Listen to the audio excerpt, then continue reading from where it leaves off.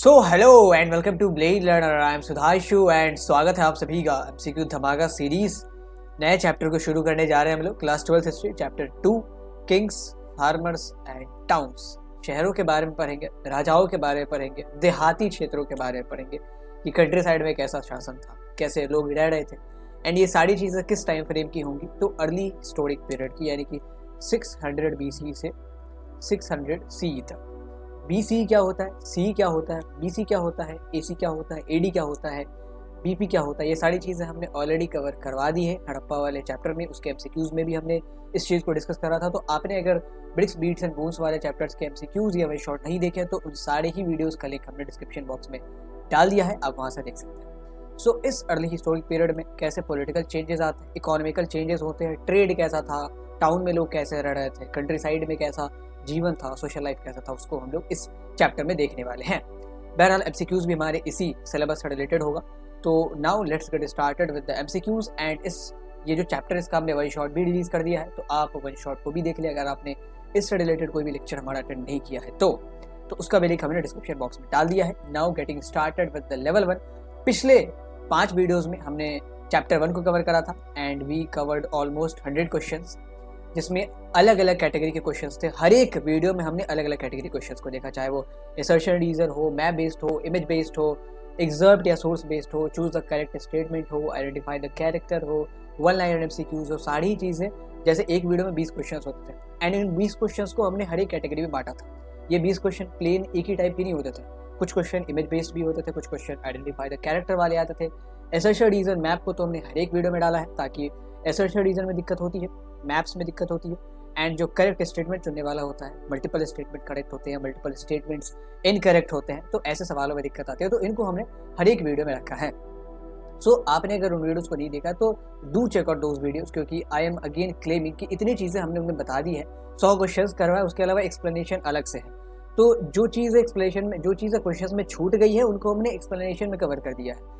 तो I am again claiming कि इसके बाहर से कुछ भी पूछा नहीं जा सकता आपके एग्जाम में, कुछ भी नहीं पूछा जा सकता। ये इसलिए नहीं कि we are going to set the paper, इसलिए कि हमने सारी चीज़ें लगभग कवर करा ही दी है, लगभग क्या करा ही दी है, तो इसके बाहर से क्या ही पूछा जाएगा।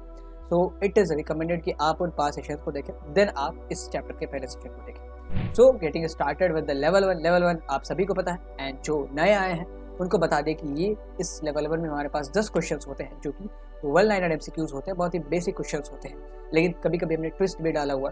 तो होप कि आपको लेवल 1 अच्छा लगेगा। एंड अभी तक आपने अगर इस चैनल को सब्सक्राइब नहीं किया, then make sure that you hit the subscribe button, make sure that you hit the bell icon so that you can not miss any notifications. Now starting the level 1। 101वें question से शुरुआत करेंगे क्योंकि हमने 100 questions पिछले 5 videos में करवा दिए हैं फर्स्ट चैप्टर से रिलेटेड।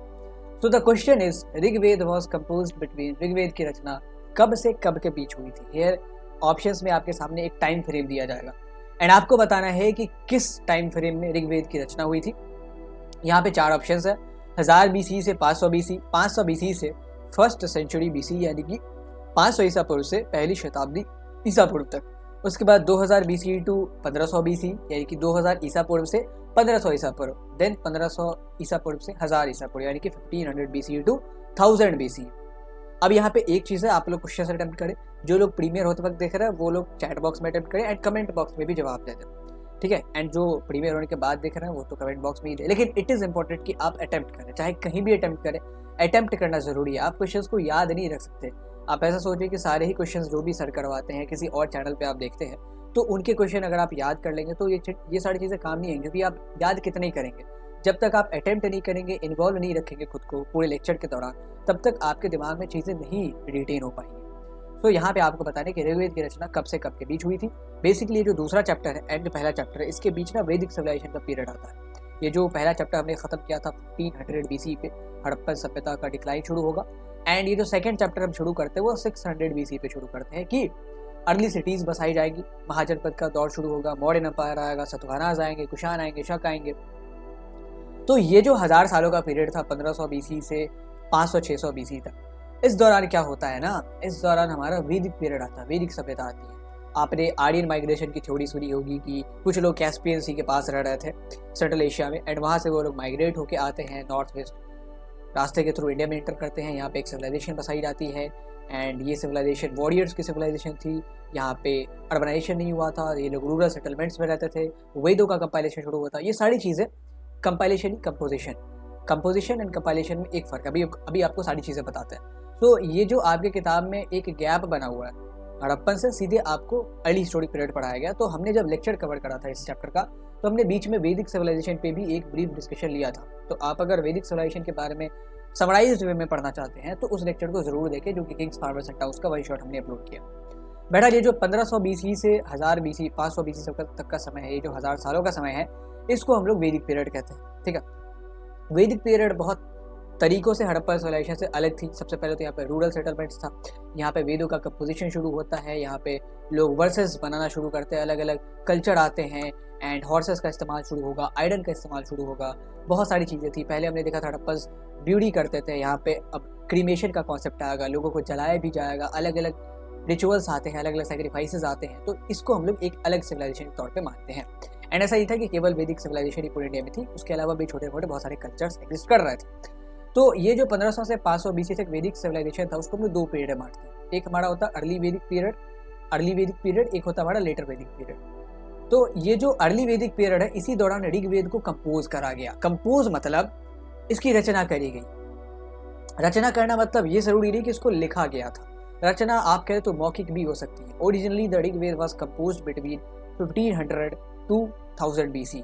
इस टाइम फ्रेम में यानी कि ये जो हमारा 15 अर्ली वैदिक पीरियड कब से कब तक है, 300 से 1000 BC तक, एंड लेटर वैदिक पीरियड 1000 BC से 500 BC तक मान लें। ठीक है, तो इस दौरान ये जो है हमारा ऋग्वेद कंपोज होता है। कंपोज मतलब हमने पहली बार उसकी रचना करी। लेट्स सपोज महाभारत का अगर एग्जाम्पल ले, तो महाभारत कंपोज किसने करा? वेद व्यास ने करा है। He wrote all the things in chronological manner, and ये चीज़ें विलुप्त हो गई। फिर उसको ब्राह्मणों ने 500 BC के बाद कंपाइल करना शुरू करा। उनकी अपनी रचना नहीं थी ये उन्होंने कहीं से सुना था अपनी ऊपरी जनरेशन से, फिर उनकी ऊपरी जनरेशन ने अपनी ऊपरी जनरेशन सुना था, क्योंकि ये सारी चीज़ें जनरेशन दर जनरेशन पास ऑन होती आ रही थी। ऐसे ही ऋग्वेद को कंपोज किया जाता है, लिखा नहीं जाता है, क्योंकि वैदिक पीरियड में हमारे पास रिटन एविडेंस ना के बराबर है। किसी भी चीज़ों का लिखने का हमारे पास उस जमाने में शायद चलन नहीं होता होगा। तो ऋग्वेद को कंपोज किया जाता है, हाइम्स बनाए जाते हैं, एंड ये चीज़ें गुरु जो आचार्य होते हैं अपने शिष्यों को बताते हैं। फिर शिष्य जब आचार्य बनते हैं तो वो अपने शिष्यों को बताते हैं। ऐसे चल के ये चीज़ें आगे बढ़ती हैं।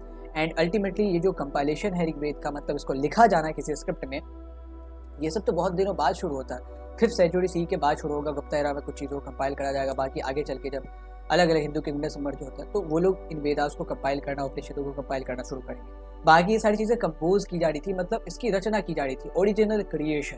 ठीक है, अब इसको कंपाइल करना is another thing. Let's suppose कि कुरान इज कंपोज्ड, ठीक है, अब उस पर आप कमेंट्री लिखें या ट्रांसलेशन करें, दिस इज कंपाइलेशन। ठीक है, तो आप जो भी महाभारत पढ़ते हैं या जो भी अभी मनुस्मृति पढ़ते हैं, मनुस्मृति पे भी हमने ये कॉन्सेप्ट बताया था कि मनुस्मृति, अच्छा देखिए, स्मृति और श्रुति, जैसे ऋग्वेद वगैरह वो सब श्रुति है, मतलब ये चीज़ें सुनी जाती थी, एंड सुनते ही लोग सीखते थे, फिर बाकी को सुनाते थे। एंड स्मृति मतलब जो याद रखी जाती थी, मतलब जो रिटन फॉर्म में होती थी। तो स्मृति और श्रुति के ऊपर अच्छा लेक्चर हमने दिया हुआ है कि क्या है मनुस्मृति, क्या है नारद स्मृति।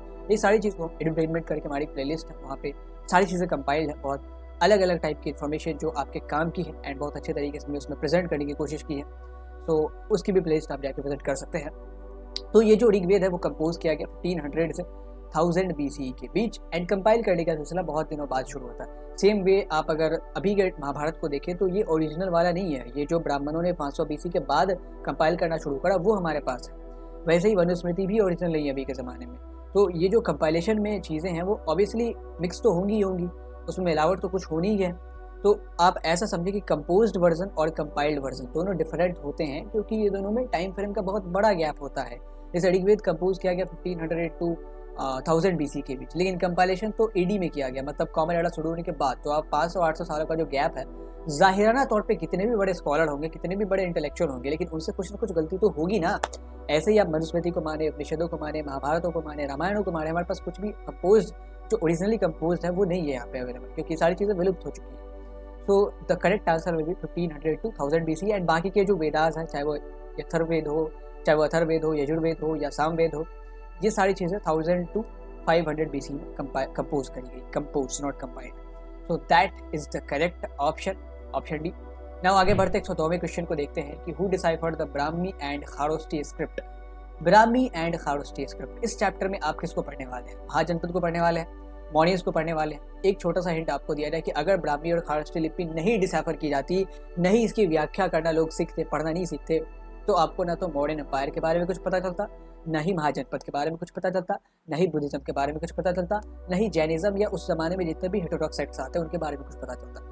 तो ये इतना इंपॉर्टेंट है इस दोनों लिपि को डिसाइफर करना। तो किसने इस दोनों लिपि को डिसाइफर करा था? Colin McKenzie, Alexander Cunningham, James Prinsep, या इन तीनों में से किसी ने नहीं, नन ऑफ द अबव। तो I waiting for your answers in the comment box और इन द चैट बॉक्स अगर आप प्रीमियर होते वक्त वीडियो को देख रहे तो। सो होप कि आप सही जवाब देंगे। नाउ एक के बाद एक क्वेश्चंस को अटेम्प्ट करते हैं, ऑप्शंस को अटेम्प्ट करते हैं। कॉलिन मैकेंजी बहुत बड़े हिस्टोरियन थे, लेकिन ये ब्राह्मी और खारष्टी लिपि को डिसाइफर नहीं करते। इनका जो मेन इंटरेस्ट था ना वो बुद्धिज्म के रिसर्च में था। तो ये साउथ इंडिया में श्रावण बेला गोला, अमरावती का स्तूप, आपने थिंकर्स बिलीव्स एंड बिल्डिंग्स वाले चैप्टर में पढ़ा होगा, या विजयनगर के ऊपर जो वीडियो आएगी उसमें भी कॉलिन मैकेंजी का बहुत बड़ा रोल है। देन अलेक्जेंडर कनिंघम, आप सबने पढ़ा, 1861 में ये एएसआई के पहले चीफ बनते हैं। लेकिन इनका भी जो इंटरेस्ट था वो महाजनपद के हिस्ट्री में तो था, अर्ली स्टोरी पीरियड के बारे में जानना चाहते थे, but he too did not decipher the script. किसी और ने करा था। किसने करा था? तो जेम्स प्रिंसेप एक हिस्टोरियन हुआ करते थे। उन्होंने 1830 के दशकों में पहले ब्राह्मी लिपि को डिसाइफर करा, फिर खारष्टी लिपि को। एंड जब इन लिपियों को डिसाइफर किया गया तब हम उस जमाने की जितनी भी लैंग्वेज थी, चाहे प्राकृत हो, ब्राह्मी हो, पाली हो, ब्राह्मी तो स्क्रिप्ट है, पाली हो, इन सबको पढ़ पाते हैं। एंड अगर हम इन लैंग्वेज को नहीं पढ़ पाते तो हमें पता ही नहीं चल पाता अशोका ने अपने इंस्क्रिप्शन में क्या लिखा है, एंड ये इंस्क्रिप्शन किसका है ये भी अभी नहीं पता चल पाता। तो ओनली बिकॉज के जेम्स प्रिंसेप ने ब्राह्मी और खारष्टी लिपि को डिसाइफर करा कि कैसे पढ़ा जाता है चीज़ों को, एंड फिर लोगों को पता चला कि भाई ऐसे ऐसे चीज़ों को हम पढ़ते हैं। देन फिर इंस्क्रिप्शंस को पढ़ना शुरू किया जाने लगा। देन पता चला कि अच्छा अशोका इतने बड़े रूलर थे, अशोका ने ये करवाया था, बुद्धिज्म ऐसे ग्रो कर रहा था, ऐसे ऐसे एक्सपेंशन करते हैं। अशोका के पूर्वज थे बिंदुसार या चंद्रगुप्त मौर्य, महाजनपद के दौर में कैसे कैसे चीज़ें थी, महाजनपद कितने थे, कहाँ कहाँ पे कौन सा महाजनपद लोकेटेड था, ये सारी चीज़ें हमें पता चलती है only because of James Prinsep. तो जेम्स प्रिंसेप बहुत ज़्यादा ही इनका बड़ा कॉन्ट्रीब्यूशन है। अगर हम अर्ली हिस्टोरी पीरियड की चीज़ों को पढ़ रहे हैं तो here we have the portrait of James Prinsep. तो होप कि आपने इस कॉन्सेप्ट को समझा होगा कि अगर जेम्स प्रिंसेप ब्राह्मी और खारष्टी लिपि को डिसाइफर नहीं करते। अच्छा, ब्राह्मी और खारष्टी लिपि में डिफरेंस क्या है? ये जो खारष्टी लिपि थी ना, वैसे बहुत सारी लिपियाँ यूज़ की जाती थी। खारष्टी लिपि नॉर्थ वेस्ट इंडिया में, यानी कि जो पाकिस्तान के इलाका है अभी, वहाँ पे बहुत ज़्यादा यूज की जाती थी, पाकिस्तान और अफगानिस्तान के इलाके में, एंड पंजाब के इलाके सब में भी। लेकिन ब्राह्मी लिपि was very prevalent in north India. ये जो कश्मीर का इलाका है, राजस्थान, पंजाब, हरियाणा, यूपी, बिहार का इलाका, वहाँ पे ब्राह्मी लिपि बहुत ज़्यादा फेमस थी। एंड नीचे जो हमारे पास कन्नड़, तमिल में यूज़ की जाती है वो लिपि। सो ब्राह्मी लिपि का ज़्यादा जोर था, खारष्टी लिपि से ज़्यादा इसकी टारगेट ऑडियंस हुआ करती थी। इसीलिए ज़्यादातर जो आपके इंस्क्रिप्शन मिलेंगे वो ब्राह्मी लिपि में ही मिलेंगे। लिपि और लैंग्वेज में फ़र्क हो सकता है। एक लिपि मल्टीपल लैंग्वेज में इस्तेमाल की जा सकती है, जैसे देवनागरी का एग्जाम्पल है। देवनागरी हिंदी में भी इस्तेमाल की जाती है, देवनागरी संस्कृत में भी इस्तेमाल की जाती है, देवनागरी नेपाली में भी इस्तेमाल की जाती है। तो एक स्क्रिप्ट मल्टीपल लैंग्वेजेस में इस्तेमाल की जाती है। तो ऐसे आपने अगर एक स्क्रिप्ट को डिसाइफर करना समझ लिया, कि सीख लिया कि कैसे इससे हम लोग इंटरप्रेट कर सकते हैं, तो we can interpret the inscription of many languages, क्योंकि एक स्क्रिप्ट का इस्तेमाल तो बहुत सारे लैंग्वेजेस में होता है। तो दिस इज द थिंग। तो जेम्स प्रिंसेप बहुत बड़ा कंट्रीब्यूशन है इनका, we should not forget his contribution. उसके बाद जो अगला क्वेश्चन है 103वां क्वेश्चन कि what does the term palaeography means. बहुत इंपॉर्टेंट है, बहुत इंपॉर्टेंट है। अगर आप एमसीक्यूज पढ़ते हैं तो इसके बारे में तो आपको जानना ही चाहिए। पुरालिपि शब्द का अर्थ क्या है? क्या इसका अर्थ है शिलालेखों को समझना, यानी कि स्टडिंग और डिसाइफरिंग द इंस्क्रिप्शन, या प्राचीन लेखों का अध्ययन, स्टडी ऑफ एंशिएंट राइटिंग्स, या प्राचीन पॉटरी, यानी कि प्राचीन जो मिट्टी के बर्तन बनाए जाते थे या मिट्टी के स्ट्रक्चर्स बनाए जाते थे उनका अध्ययन, या इनमें से कोई भी नहीं। आपको जवाब कमेंट बॉक्स या चैट बॉक्स दोनों में देना है। I am awaiting for your answers. I am hoping कि आप इसका सही जवाब जरूर देंगे कमेंट बॉक्स में। सो बहुत सही से पुरालिपि शब्द का अर्थ क्या शिलालेख को समझना है, या एंशिएंट राइटिंग्स को समझना है, या प्राचीन मिट्टी के बर्तनों को समझना है, या इन तीनों में से कोई भी नहीं। चलिए, आपने शायद हो सकता है कि अटेम्प्ट कर लिया होगा अभी तक क्वेश्चन को। अब चलते हैं आंसर की तरफ। सबसे पहला ऑप्शन क्या है? शिलालेखों को समझना। तो जब हम किसी इंस्क्रिप्शन को डिसाइफर करते हैं या किसी इंस्क्रिप्शन पर रिसर्च करते हैं इंटरप्रेट करने के लिए, that kind of study is known as epigraphy. हमने आपको बताया भी था एपिग्राफी के बारे में। Epigraphy is the study of inscription. जब हम इंस्क्रिप्शन किसी अभिलेख को पढ़ते हैं, समझते हैं, तो उसको एपिग्राफी कहते हैं। अच्छा, इंस्क्रिप्शन क्या होता है? कहीं पे किसी चीज़ों को हमने उकेड़ दिया है, या तो हो सकता है कि पत्थरों पे उकेड़े जाए, या बड़े बड़े पिलर्स पे उकेड़े जाए, या किसी पॉटरी पे उकेड़े जाए, तो कहीं पे भी उकेड़े जा सकते हैं। ऐसे अशोका के कॉन्टेक्स्ट में बात करें तो अशोका ने एक मेजर डॉक एडिक्ट्स बनाया था, बड़े बड़े पत्थरों पे चीज़ों को उकेड़ा था। उनके 3 प्रकार के इंस्क्रिप्शन थे। एक मेजर डॉक एडिक्ट्स जहाँ पे बड़े बड़े पत्थरों पे चीज़ों को लिखा गया, एक माइनर डॉक एडिक्ट्स जहाँ पे छोटे छोटे पत्थरों पे चीज़ों को लिखा गया, एक पिलर इंस्क्रिप्शन जो बड़े बड़े पिलर्स उन्होंने गड़वाए, चाहे वो इलाहाबाद हो, वैशाली हो, तो यहाँ पे उनके पिलर इंस्क्रिप्शन वगैरह रहते थे। तो शिलालेखों को समझना, प्राचीन लेखों का अध्ययन, शिलालेखों को समझना इज एपिग्राफी, तो ये तो हो नहीं सकता। और उसके बाद प्राचीन मिट्टी के बर्तनों का अध्ययन, मिट्टी के बर्तनों के अध्ययन को हम लोग कहते हैं ceramics. Ceramics is the term used for studying और रिसर्चिंग द टेराकोटास। उसके बाद प्राचीन लेखों का अध्ययन, this will be the correct answer, क्योंकि पैलियोग्राफी क्या करता है, स्टाइल ऑफ राइटिंग को देखता है। पैलियोग्राफिस्ट क्या करते हैं, उनको आप किसी एशियंट स्क्रिप्ट से रूबरू करवाएंगे तो वो पहले स्टाइल ऑफ राइटिंग को रिसर्च करेंगे कि ये जो स्टाइल ऑफ राइटिंग है ये कब यूज़ की जाती थी। तो प्राचीन लेखों का अध्ययन, स्पेशली एंशिएंट राइटिंग्स में जो राइटिंग स्टाइल है, कैसे किस वर्ड का इस्तेमाल करा गया। जैसे बहुत सारे लोग ई को ऐसे लिखते हैं, बहुत सारे लोग कर्सिव में ई को ऐसे भी लिखते हैं, बहुत सारे लोग ई को ऐसे भी लिखते हैं, बहुत सारे लोग कैसे भी लिख सकते हैं, ऐसे ऐसे ऐसे भी लिख सकते हैं। तो ये सारी चीज़ें एक ही लेटर को बिलोंग करती है, लेकिन स्टाइल ऑफ राइटिंग अलग अलग है। तो पैलियोग्राफिस्ट इसी चीज़ को स्टडी करते हैं, ancient writings and their writing style. तो the correct answer will be the study of ancient writings. And palaeography का क्या इंपॉर्टेंस है, तो जब भी हम किसी इंस्क्रिप्शन को डेट करना चाहते हैं कि भाई ये कब लिखा गया था, या किसी कोई ऑब्जेक्ट हमें मिला, लाइक हमें कोई पॉटरी मिली है, घड़ा मिला एंड उस पर ना इंस्क्रिप्शन कुछ लिखा हुआ है, तो एक तरीका हो सकता है इस घड़े के बारे में कि भाई ये घड़ा कब का बना है। एक तरीका हो सकता है कार्बन डेटिंग मेथड, जो मटेरियल उसमें इस्तेमाल किया गया है, हम कार्बन आइसोटॉपिक मेथड से उसका डेट निकाल ले, एक रेंज पता चल जाए कि भाई ये जो है 500 से 700 BC के बीच का है, ठीक है, 500 से 700 BC ने 200 BC के बीच का एक रेंज पता चलता है। कार्बन डेटिंग मेथड में या किसी भी मेथड में हमें एग्जैक्ट चीज़ नहीं पता चलती कि ये फलाने दिन बनाया गया था, एक ये 200 सालों के बीच का, ये भी बहुत ज़्यादा हमारे हेल्पफुल हो सकता है। पैलियोग्राफी में क्या होता है, जो पैलियोग्राफिस्ट होते हैं, अगर इंस्क्रिप्शन किसी भी चीज़ पे लिखा गया, अगर सिर्फ पॉटरी मिली है तब तो उनका कोई काम ही नहीं है, क्योंकि जब तक वहाँ पे राइटिंग्स या कुछ लेखनी नहीं होगी तब तक ये कुछ मदद नहीं कर सकता। तो अगर एक पॉटरी हमें मिली है, उस पर कुछ चीज़ें लिखी हुई है, तो व्हाट दे विल डू, वो पहले उस स्टाइल ऑफ राइटिंग को देखेंगे।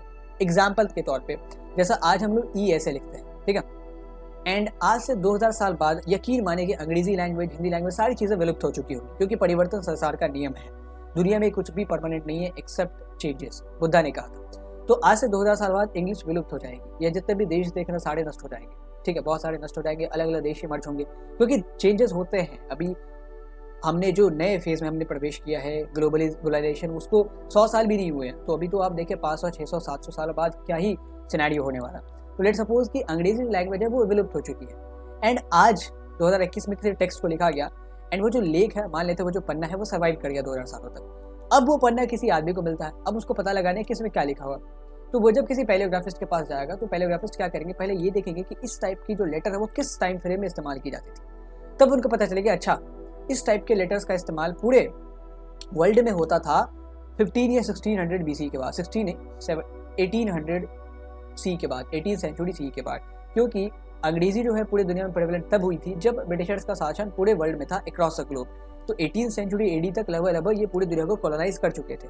तो ये जो अंग्रेजी का ई टर्म है, ये 18th सेंचुरी AD से बाकी मान लेते हैं कि 2200 AD तक अंग्रेजी चलेगी, यानी कि अभी से 200 सालों तक, तो 2200 AD तक अंग्रेजी चलेगी। तो वो पैलियोग्राफिस्ट क्या बताएंगे कि देखें इस टाइप के जो लेटर्स है वो इस टाइम फ्रेम में लिखे गए, तो प्रोबेबली ये जो पोट्री है वो इस 4 सालों के दौरान ही बनाई गई होगी। इससे ज़्यादा एग्जैक्ट आपको नहीं बताया जा सकता। हाँ, अब और ज़्यादा नैरो करना है तो यू शुड थिंक कि किस रीजन में ही मिला है, एंड इस रीजन में इस टाइप के लेटर्स कब इस्तेमाल किए जाते थे। तो ये भी एक अच्छा केस हो सकता है। लाइक बहुत जगह पे भी कर्सिव इस्तेमाल किया जाता है, बहुत जगह पे अभी कर्सिव इस्तेमाल नहीं किया जाता, लोग ऐसे प्लेन लेटर्स ही लिखते हैं।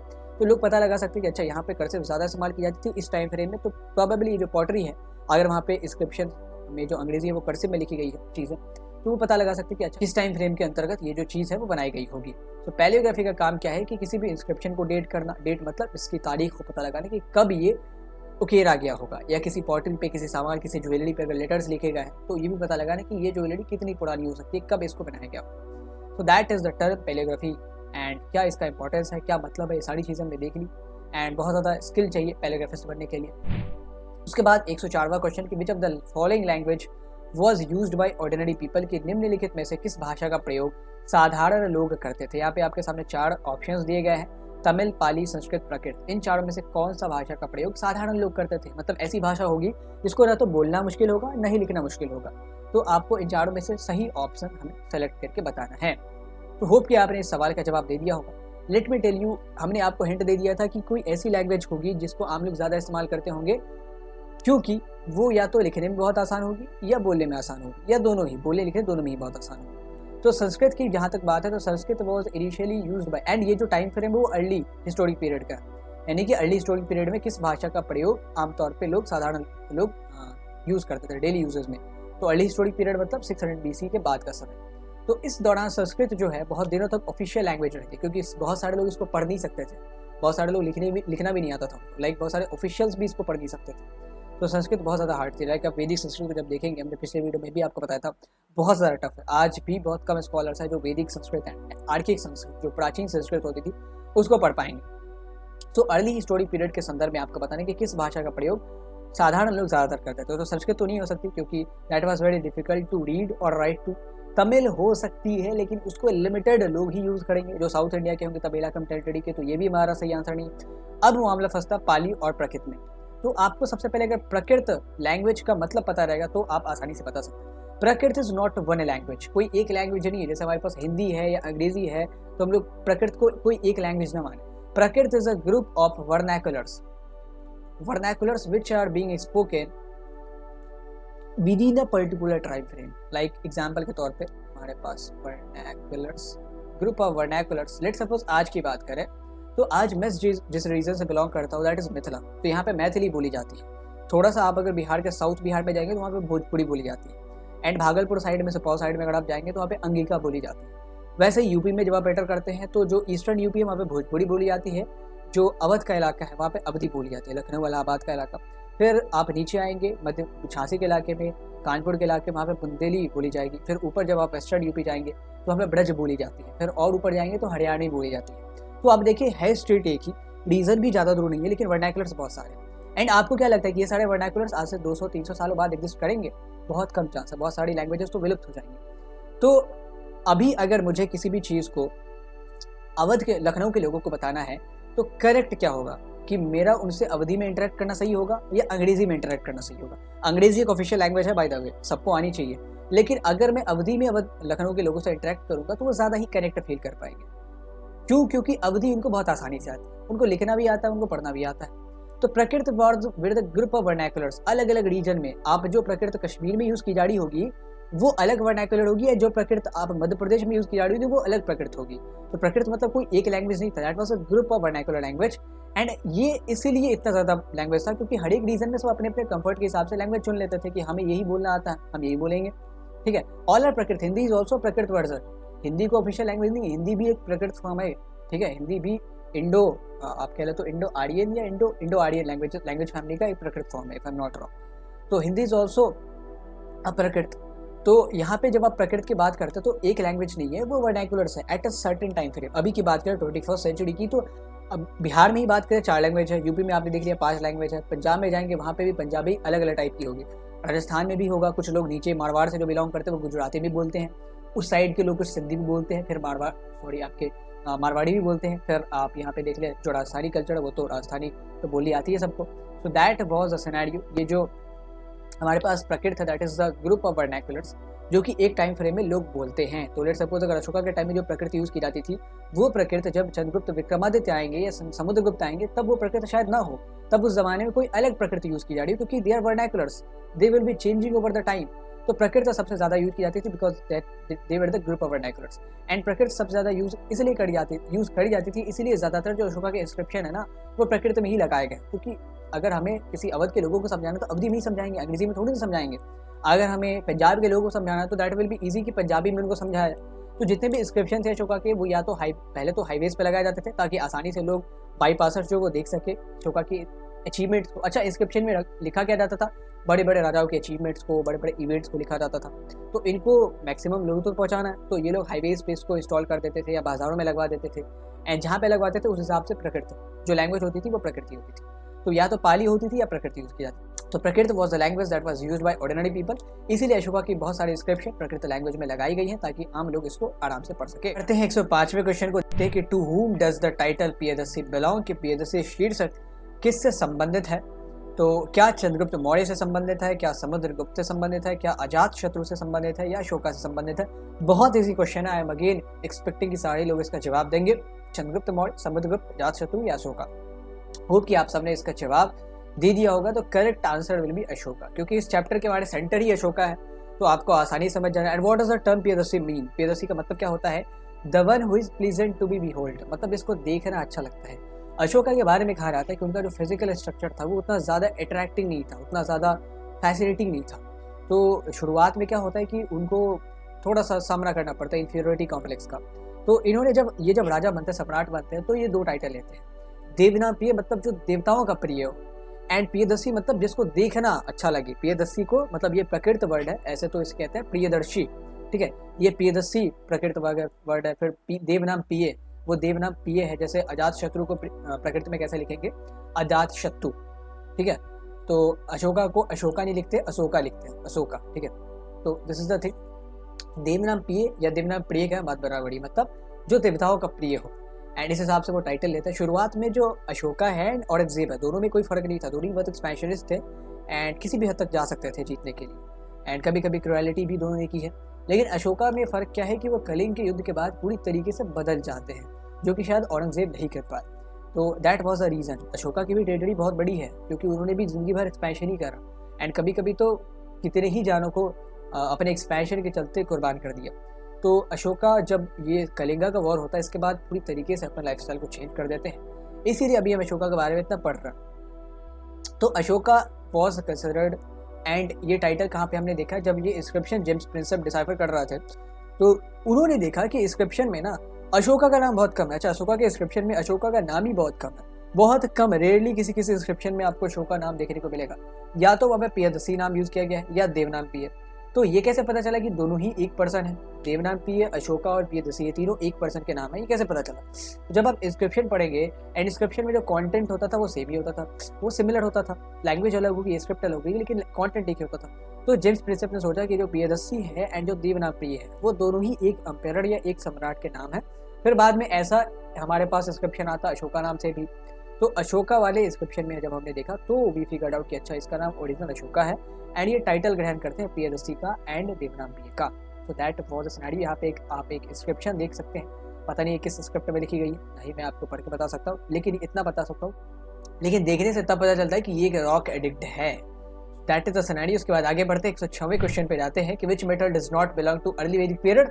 अर्ली वैदिक पीरियड, कीवर्ड इज नॉट वैदिक पीरियड, प्रारंभिक वैदिक काल। ध्यान रखिएगा आप लोग, कौन सी धातु प्रारंभिक वैदिक काल की नहीं है। यहाँ पे आपको एक हिंट दे दिया जाए कि आपको अगर सही उत्तर नहीं भी पता है तो आप उन उत्तर को खोजें, उन ऑप्शंस को खोजें जो गलत है। Try to eliminate the wrong answers, wrong options, तो आप सही आंसर पे अपने आप पहुंच जाएंगे।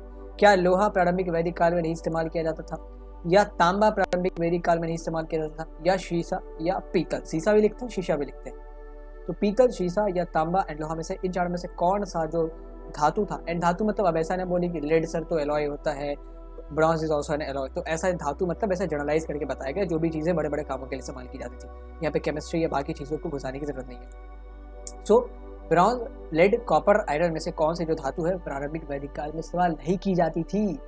So the correct answer will B, पहले एलिमिनेट करते हैं। सबसे पहले हमने देखा तांबा। तो जब तांबा हड़प्पन सिविलाइजेशन में भी इस्तेमाल की जाती थी, तो कोई रीज़न ही नहीं है कि वैदिक सिविलाइजेशन में उसको ना इस्तेमाल किया जाए, क्योंकि ऐसा तो नहीं कि किसी भी चीज़ का इस्तेमाल करना हम लोग बंद कर देंगे, ठीक है। तो तांबा can not be the answer. शीशा, लेड का भी हमने देखा था, जब हड़प्पन एमसीक्यूज को देख रहे थे तो वहाँ पे हमने देखा था कि लेड भी बहुत कम इस्तेमाल की जाती थी, लेकिन इस्तेमाल तो की जाती थी, तो lead can not be the answer also. उसके बाद ब्रॉन्ज, ब्रॉन्ज भी इस्तेमाल की जाती थी हड़प्पन सिविलाइजेशन में। तो हमने एक मूर्ति भी देखी थी डांसिंग गर्ल की, जो ब्रॉन्ज की बनी थी, तो ये भी करेक्ट ऑप्शन नहीं है। तो करेक्ट ऑप्शन क्या है? लोहा, द आयरन। आयरन का इस्तेमाल सर आपने बताया था कि वैदिक सभ्यता में की जाती थी, तो आयरन कैसे वैदिक काल में, प्रारंभिक वैदिक काल में नहीं इस्तेमाल किया जाता है? तो प्रारंभिक वैदिक काल कब से कब तक का है? 1500 से 1000 BC तक का। इस दौरान आयरन का यूज़ या आयरन कैसे बनाया जाता है, ये सारी चीज़ें नहीं पता थी। कहाँ से मिलता है, क्या आयरन ओर होते हैं, आयरन माइंस कहाँ, ये सारी चीज़ें नहीं पता थी। 1000 BC के बाद धीरे धीरे लोगों ने आयरन का इस्तेमाल शुरू किया, एंड महाजनपद के बाद जैसे जैसे वॉरफेयर्स कंटिन्यूड होते हैं, लड़ाइयों का दौर शुरू होता है, वैसे वैसे आयरन और ज़्यादा इंपॉर्टेंट मेटल बन के सामने आता है, क्योंकि जो वेपन्स है उनके लिए तांबे या पीतल से नहीं बनाए जा सकते थे, वो लोहे से ही बनाए जाते, क्योंकि वो बहुत ज़्यादा डक्टाइल होते हैं। So that was the scenario. तो प्रारंभिक वैदिक काल में लोहा नहीं इस्तेमाल किया जाता था, ये लेटर वैदिक काल में किया जाता था। उसके बाद महाजनपद का दौर शुरू होगा तब, उसके बाद तो लोहा सबको पता है कि अभी भी लोहा में इस्तेमाल करते हैं। So iron was the metal that was not used in early वैदिक पीरियड। नाउ आगे बढ़ते हैं, अगले क्वेश्चन को देखते हैं। तो द नेक्स्ट क्वेश्चन इज कि which of the following mahajanapada was an oligarchy और गणसंघ के निम्नलिखित में से कौन सा महाजनपद एक कुलीन तंत्र या गणसंघ था? आपके पास 4 ऑप्शन है, मगध, गांधार, अवंती, वज्जी में से कौन सा जो महाजनपद था वो एक गणसंघ था, वो ओलिगार्की थी? करेक्ट आंसर आपको कमेंट बॉक्स में बताना है। Try to eliminate the wrong options, तभी आप करेक्ट आंसर पे अपने आप पहुंच जाएंगे। मगध, गांधार, अवंती, वज्जी में से जितने भी रॉन्ग ऑप्शन है उनको हटाएं पहले, फिर आप सही ऑप्शन पे आएंगे। सो होप कि आपने इस क्वेश्चन को अटेम्प्ट किया होगा। अब जब महाजनपद की हम लोग कहानी शुरू करते हैं तो महाजनपद कैसे फॉर्म हुए? जैसे जैसे वैदिक सभ्यता धीरे धीरे फिर लोग सेटलमेंट, पहले वैदिक सभ्यता में क्या थी कि लोग रूरल सेटलमेंट में रहते थे, बहुत कम पॉपुलेशन एक साथ रहती थी, फिर थोड़ी सी और पॉपुलेशन एक साथ रहना शुरू करती है। तो वैदिक सिविलाइजेशन में क्या था कि लोग एक साथ रहते थे और फिर वो माइग्रेट करते रहते थे। लेकिन महाजनपद के राह से ठीक पहले 1-1.5 साल पहले जनपद का दौर आता है। जनपद मतलब लोगों ने एक जगह पर रहना शुरू करा एंड उस जमीन को अब अपनी सरजमीन माना। अब उसके लिए वो खून भी बहा सकते थे, तो वो जो जमीन है वो उनके सेंटिमेंट से जुड़ गई। तो janapada is the place where the people live, जहाँ पे लोग अपना पैर रखते हैं, यानी कि लोग रहते हैं। फिर जब बहुत सारे जनपदों, कुछ जनपद बहुत ज़्यादा एक्सपेंशनिस्ट थे, कुछ जनपद के जो चीफ होते थे एंड उन चीफ्स ने आसपास के जनपदों को अपने में मिलाना शुरू किया, ऐसे राइज होता महाजनपद का। तो mahajanapada is basically the collection of janapadas. Janapadas पहले इमर्ज होते हैं, जैसे जैसे वैदिक सेटलमेंट्स और ज़्यादा बढ़ती गई एंड लोगों ने जहाँ रह रहे थे उसको अपनी सरजमीन माना, उसके लिए अब उस जमीन के लिए वो लड़ाई कर सकते थे, खून बहा सकते थे, तो जनपद का कॉन्सेप्ट आता है। एंड बहुत सारे जनपद को जब एक जनपद ने जीत लिया तो वो एक महाजनपद बन गया। जैसे कुरु एक महाजनपद है, तो वो एक बहुत जनपदों से मिलके बना हुआ है। मगध भी एक महाजनपद है, तो वो भी बहुत सारे जनपदों से मिलकर बना हुआ है। तो ऐसे करके अलग अलग टेक्स्ट में अलग अलग संख्याएं बताई गई है, लेकिन बुद्धिज्म के टेक्स्ट को हम यहाँ पे रेफर करते हैं अपने इस सोर्स के लिए, तो वहाँ पे 16 महाजनपदों का हमारे पास मेंशन है। एंड जैनिज्म के टेक्स्ट में भी यही बताया गया कि 16 महाजनपद, ठीक है, 16 महाजनपद जैनिज्म में भी बताया गया एंड बुद्धिज्म में भी बताया गया। उन 16 महाजनपदों में से 2 टाइप के महाजनपद आते थे। एक होते थे जिनको राजाओं द्वारा रूल किया जाता था, दैट वर मोनार्की, एंड बहुत सारे जो महाजनपद थे वो मोनार्की ही होते थे, राजाओं द्वारा ही उनको रूल किया जाता था। एक होते थे ओलिगार्की, मतलब वहाँ पे ना चीफ्स होते थे। चीफ्स मतलब ओलिगार्की मतलब चीफ मतलब गणपति। वहाँ पे 5-6 लोग हैं, ग्रुप ऑफ इंडिविजुअल्स वे ruling the mahajanapada. Like Vajji यहाँ पे सही ऑप्शन है। वज्जी का एग्जाम्पल है तो वज्जी वॉज अ संघ। यहाँ पे 5-6-7 गणपति होते थे जो कि पूरे वज्जी संघ को रूल करते थे, ठीक है। वज्जी संघ में बहुत सारे जनपद अलग अलग आते थे, लाइक शाक्य एक क्लैन था, ठीक है, जो महावीर जन्म लेते हैं वो भी एक अलग क्लैन था। तो पूरे जनसंघ, पूरे जो वज्जी संघ है उसको 5-6 गणपति मिल गए। गणपति मतलब जो पूरे ही इस गढ़ के चीफ हैं उनको हम लोग गणपति कहते थे। एंड ये जो गणपति होते थे उनकी पोजीशन हेरिडिटरी नहीं होती थी, वो बदलते रहते थे। ऐसा नहीं कि एक गणपति है उसका लड़का ही दूसरा गणपति बनेगा। सो जनपद या तो महाजनपद या तो मोनार्की होते थे या ओलिगार्की होते थे। Most of the mahajanapada were monarchy और राजाओं द्वारा रूल किए जाते थे। कुछ कुछ महाजनपद ओलिगार्की भी थे, जैसे एग्जाम्पल के तौर पे वज्जी ले ले, मल्ल ले ले, कबोज ले ले। बाकी जो बड़े बड़े महाजनपद थे जैसे मगध हो गया, गांधार हो गया, अवंती हो गया, कोसल हो गया, अश्माक हो गया, ये सारी जो थे मोनार्की थे। बड़े महाजनपदों में केवल एक वज्जी हो गया और हमारे पास मल्ल हो गया, यही दो आप कह ले तो ओलिगार्की को फॉलो करता था। मतलब कुलीन तंत्र, 5-6 लोग मिलके सरकार चला रहा, सत्ता को चला रहा। इसको गणसंघ कह ले, ओलिगार्की कह ले। अलग अलग फॉर्म ऑफ गवर्नमेंट आती है ना। मोनार्की मतलब एक राजा रूल कर रहा है, डेमोक्रेसी मतलब जनता रूल कर रही है, डिक्टेटरशिप मतलब एक रूलर रूल कर रहा है, ऑटोक्रेसी मतलब रूलर एक ही है लेकिन वो तबाही मचाता है, ठीक है, मतलब वो मनमाने तरीके से रूल करता है। कॉन्सेप्ट डिक्टेटरशिप एंड ऑटोक्रेसी का भी एक ही है लेकिन थोड़ा सा डिफरेंस है। एंड उसके बाद हमारे पास ओलिगार्की आता है। ओलिगार्की मतलब 5-6 लोग मिलकर रूल कर रहे हैं। एरिस्टोक्रेसी मतलब कुलीन लोग रूल कर रहे हैं। कुलीन लोग मतलब इलीट लोग, ठीक है, वहाँ भी ग्रुप ऑफ पीपल होता है। लाइक ओलिगार्की का एग्जाम्पल या एरिस्टोक्रेसी का एग्जाम्पल देखें तो आप रोमन रिपब्लिक को देख सकते हैं, जो आपने 11th क्लास में पढ़ा होगा। रोमन रिपब्लिक में क्या था, जो ये रोमन रिपब्लिक थी उसमें सीनेट एक इंस्टीट्यूशन थी, सीनेट के बहुत सारे मेंबर्स होते थे एंड वो सारे मेंबर मिल बैठ के फैसला करते थे रोम से रिलेटेड, रोमन एम्पायर से रिलेटेड जो भी चीज़ें थी उनका। हालांकि फिर जब रोमन एम्पायर बनेगा तो सीनेट को पूरी तरीके से हटा भी दिया जाएगा। तो that was basically the Vajji संघ। एंड वज्जी संघ में ही आज का जो वैशाली डिस्ट्रिक्ट है वो आता है बिहार का। एंड वैशाली डिस्ट्रिक्ट आप कभी जाएँ तो ये जो शांति स्तूप है, विश्व शांति स्तूप, उसको आप विजिट करना ना भूलें, बहुत ही ज़्यादा बढ़िया है। बहुत सारे शांति स्तूप बनाए गए हैं। विश्व शांति स्तूप एक लेह में भी बनाया गया है, बिहार में भी बनाया गया है, शायद उड़ीसा में भी बनाया गया है। तो विश्व शांति स्तूप एक वैशाली में भी है। एंड बहुत सारे जो जापानीज़ और जो थाईलैंड से पिलग्रिम्स आते हैं वो यहाँ पे इसको विजिट करते हैं। तो दैट वॉज द वज्जी संघ। वज्जी संघ बहुत बड़ा था। वज्जी संघ में ही बुद्धा का जन्म हुआ है, वज्जी संघ में ही शाक्य क्लैन आता था तो वहीं पे बुद्धा का जन्म हुआ, वहीं पे महावीर का भी जन्म हुआ। वज्जी संघ में ही शिक्षा लेने मक्खाली गोशाला आते हैं। तो that was a contribution Vajji संघ। बाद में फिर सबकी लड़ाइयाँ होती हैं एंड जब मगध एक बहुत बड़ा अंपायर बनेगा, नंदा जब बहुत बड़ा अंपायर बनाएंगे तो इन सारे ही वज्जी संघ को अंग को बड़े मगध अंपायर में मिला लिया जाएगा। फिर जो मौर्यंस आएंगे तो फिर और ज़्यादा एक्सपेंशन करेंगे, तो बाकी जितने भी बचे हुए महाजनपद हैं सबको अपने अंदर मिला लेंगे। जैसे जनपदों को मिला के महाजनपद बना, वैसे ही महाजनपदों को मिला के क्या बनेगा, अंपायर। पहला अंपायर बनाते हैं नंदास। नंदास जितने भी मगध के आसपास के महाजनपद थे वो सबको जीत जाते हैं, ठीक है, चाहे वो कोसल हो, चाहे वो वज्जी हो, चाहे वो अंग हो, सबको जीत के अपने मिलाते हैं। फिर जो मौर्यस आएंगे वो तो और बड़ा अंपायर बनाएंगे, जितने भी महाजनपद थे सबको खा जाते हैं। तो अब आगे बढ़ते हैं 108वें क्वेश्चन को देखते हैं कि dash was the initial capital of Magadh. Magadh की प्रारंभिक राजधानी डैश थी। कोई जगह का नाम होगा जाहिराना तौर पे। क्या वो पाटलिपुत्र थी, क्या वो वैशाली है, क्या वो राजगीर है, क्या वो नालंदा है। इन चारों में से कौन मगध की प्रारंभिक राजधानी थी? मगध की प्रारंभिक राजधानी मतलब इनिशियल कैपिटल ऑफ मगध। तो the correct option will be Rajgir. Rajgir was the initial capital of Magadha. उसके बाद कैपिटल पाटलिपुत्र शिफ्ट की जाती है। नालंदा कैपिटल नहीं बना था, लेकिन नालंदा बहुत इंपॉर्टेंट साइट था क्योंकि यहाँ पे यूनिवर्सिटी स्थापित की जाएगी गुप्ता अंपायर के दौरान। गुप्ता अंपायर के रूल में कुमार गुप्त शायद स्थापित करते हैं। वैशाली बहुत दिनों तक वज्जी संघ का एक बहुत बड़ा शहर था। एंड ये जो आप राजगीर की दीवारें देख रहे हैं इसको साइक्लोपियन वॉल कहते हैं, क्योंकि ये जो पत्थर है, ये जिस पत्थर से बनाया गया वो साइक्लोपियन पत्थर है। एंड ये जो स्टाइल है वो भी साइक्लोपियन स्टाइल ऑफ आर्किटेक्चर है। ये वॉल ऐसा माना जाता है कि जितने भी महाजनपद है ना, अमूमन उन सबको फोर्टिफाई करा जाता था, उनकी किलाबंदी की जाती थी। जितने भी महाजनपद के कैपिटल होते थे उनकी।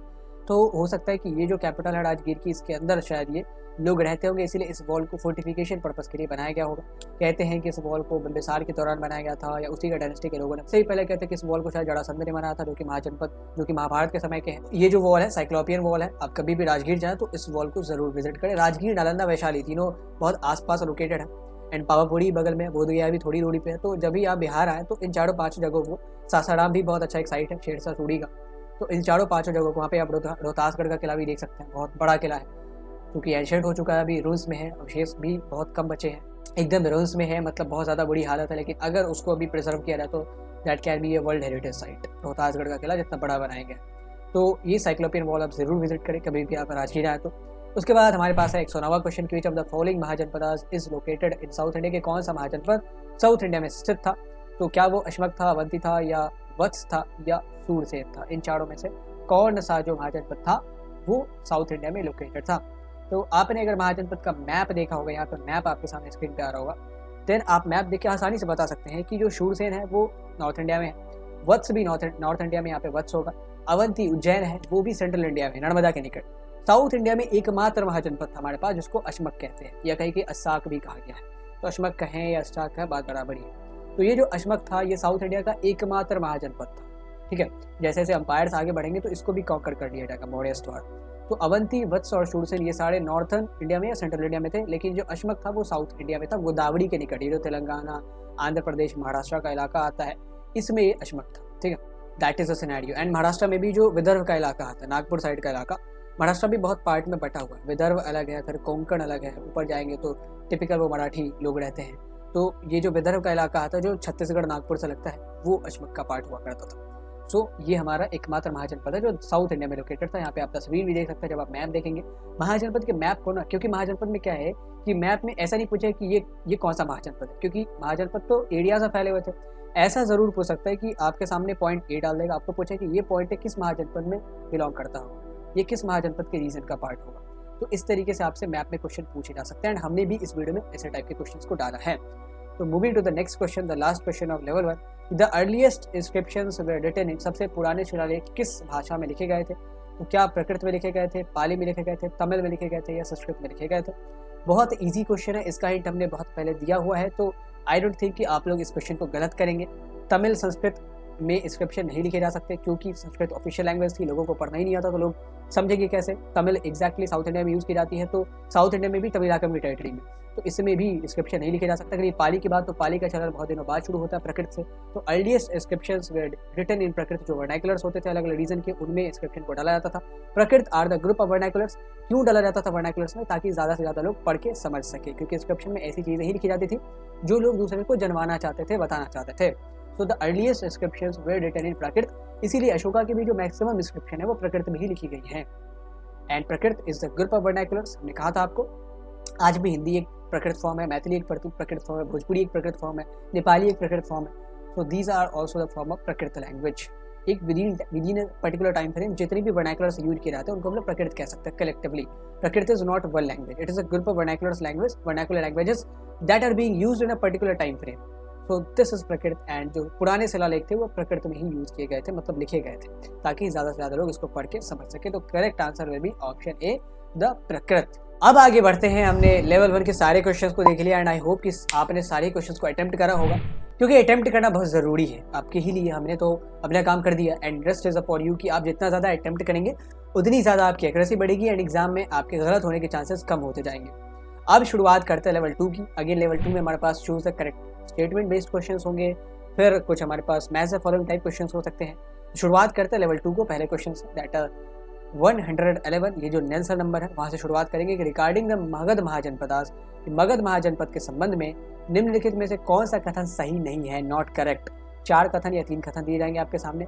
पहला कथन ये कि initial capital of Magadha was Pataliputra, the reason of Magadha was very productive और फर्टाइल। तीसरा, the metals for tools and weapons could be produced very easily in Magadh.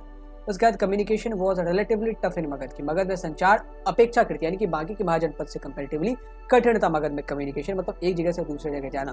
फिर औजार और हथियारों के लिए धातुओं का उत्पादन मगध में बहुत आसानी से किया जा सकता था। मगध का क्षेत्र बहुत ही उत्पादक और उपजाऊ था। मगध की प्रारंभिक राजधानी पाटलिपुत्र थी। इन सब में से कौन सा स्टेटमेंट सही है, सॉरी गलत है, आर नॉट करेक्ट, आपको उनको सेलेक्ट करना ऑप्शन में। तो इन सबको देखें, वली 1, 3 एंड 4, 1 एंड 4 और 2, 3, 4। तो आपको बता रहे कि कौन सा स्टेटमेंट है वो गलत है, सही नहीं है इन चारों में से। तो होप कि आपने इस क्वेश्चन को अटेम्प्ट किया होगा। अब आगे बढ़ते हैं एक एक करके स्टेटमेंट्स को देखते हैं कि the initial capital of Magadha was Pataliputra, ये स्टेटमेंट गलत है क्योंकि अभी हमने पढ़ा है कि पाटलिपुत्र तो बहुत दिनों बाद शिफ्ट की जाएगी, जब शिशुनाग डायनेस्टी में एक रूलर आते हैं कालाशोका, जिनके टाइम में सेकेंड बुद्धिस्ट काउंसिल हुई थी शायद, वो इस पाटलिपुत्र को कैपिटल बनाते हैं। पहले राजगीर थी capital. The initial capital of Magadha was Pataliputra. And पहली बुद्धिस्ट काउंसिल किसने करवाई थी, किस रूलर के समय में हुई थी, आपको ये कमेंट बॉक्स में बताना। अशोका के समय में तीसरी बुद्धिस्ट काउंसिल हुई थी, कनिष्क के समय में चौथी बुद्धिस्ट काउंसिल, दूसरी कालाशोका के समय में, पहली किसने कराई थी, पहली किसके समय में हुई थी, आपको इसका जवाब कमेंट बॉक्स में बताना। तो the initial capital of Magadha was Pataliputra, ये गलत है। फिर the reason of Magadha was very productive, ये सही है क्योंकि ये पूरे गैंगेटिक प्लेन्स का इलाका है, यहाँ पे बहुत सारी नदियाँ थी, तो ये जो रीजन था बहुत फर्टाइल था। आज भी बिहार की जो धरती है बहुत फर्टाइल है। उसका the metals for tools and weapons could B produce very easily, जो टूल्स के लिए मेटल्स चाहिए होते थे, धातु, खासतौर पर जो आयरन था वो इजीली अवेलेबल था क्योंकि झारखंड में उस जमाने में भी मेटल प्रोडक्शन बहुत अच्छे से हो जाता था, तो मेटल प्रोडक्शन की कोई प्रॉब्लम नहीं थी। ये स्टेटमेंट भी गलत है, सॉरी सही है, तो ये हमारा ऑप्शन तो हो नहीं सकता। तो 2 और 3 स्टेटमेंट सही है, यानी कि 2 और 3 स्टेटमेंट का मेंशन जिस भी ऑप्शन में होगा वो ऑप्शन हमारा करेक्ट आंसर नहीं हो सकता। जैसे थर्ड स्टेटमेंट का मेंशन यहाँ हुआ तो ये हमारा नहीं आंसर हो सकता, फिर थर्ड स्टेटमेंट का मेंशन यहाँ भी हुआ तो ये भी हमारा आंसर नहीं हो सकता। तो या तो हमारा आंसर सी होगा या 1 होगा, ठीक है, क्योंकि 1 भी करेक्ट, 1 भी इनकरेक्ट है। अब ये देखना है कि चौथा इनकरेक्ट है या नहीं। अगर चौथा इनकरेक्ट होगा तो the correct option will be option C, and अगर चौथा इनकरेक्ट नहीं हुआ तो correct answer will be option है। चौथा क्या है, communication was relatively tough in Magadha, की मगध में संचार अपेक्षाकृत मतलब बाकी के महाजनपदों से बहुत कठिन था। तो मगध में जो कम्युनिकेशन है वो हमेशा से ही आसान रहा है बाकी महाजनपदों के अपेक्षाकृत, बाकी महाजनपदों के कंपेरेटिवली। तो दिस ऑप्शन इज इनकरेक्ट, यहाँ पे कठिन दिया गया, आसान होना चाहिए था।